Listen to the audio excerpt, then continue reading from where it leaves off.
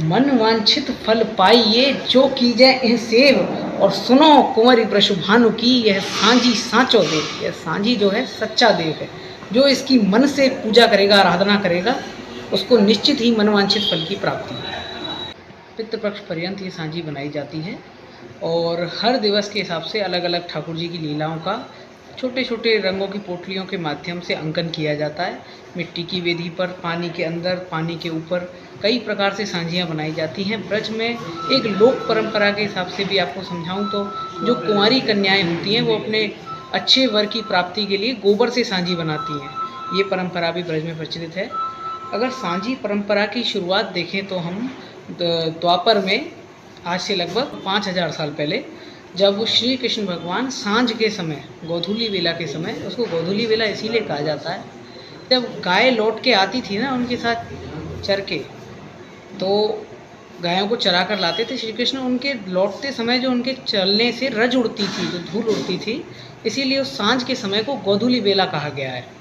उस गोधूली बेला में श्री कृष्ण के मार्ग को रोकने के लिए और उनसे वार्तालाप करने के लिए राधा रानी मार्ग को अनेक प्रकार के पत्र प्रसूनों से, सूखी मेवा आदि से सजाती थी।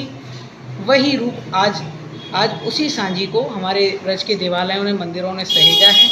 ये सांझी उसी सांझी का रूप है जो आज अलग अलग तरीके से बनाई जाती है और सब जगह अलग अलग भाव से बनाई जाती है।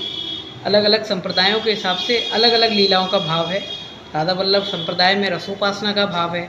हालांकि निम्बार्क संप्रदाय द्वारा, जो अपना मंदिर है राधा यशोदानंदन जी का मंदिर, तो निम्बार्क संप्रदाय से सांझी की बहुत पहले शुरुआत हो चुकी थी, जो मंदिरों में बनाई जा रही है आज की डेट में। हमारे मंदिर में भी लगातार बनाई जाती है यशोदानंदन में। सांझी को लेकर एक लोक में लोकोक्ति प्रचलित है, मन वांछित फल पाइए जो कीजै इन सेव, और सुनो कुंवरी वृषभानु की यह सांझी सांचो देव। यह सांझी जो है सच्चा देव है, जो इसकी मन से पूजा करेगा, आराधना करेगा, उसको निश्चित ही मनवांछित फल की प्राप्ति है। काफ़ी लोग समझते हैं कि रंगोली और सांझी में काफ़ी अंतर हो गया। सांझी जो है ये कोई दिखावट और सजावट की वस्तु नहीं है। ये सांझी की व्याप्ति जो है वो साहित्य, संगीत और कला तीनों में है। साहित्य सांझी का आज से हमारे, जैसे मैंने ये पद अभी गाया, ये चाचा हित वृंदावन दास जी का पद है, उन्होंने इस पद को लिखा। तो सांझी का काफ़ी पुराना इतिहास है जो साहित्य में लिखा गया है। और संगीत में सांझी का गायन होता है। अभी समाज होती है, सांझी बनने के बाद में उसकी पूजा होती है, फिर उसका गायन होता है पदों का, इन्हीं पदों का, जैसे मैंने बताया।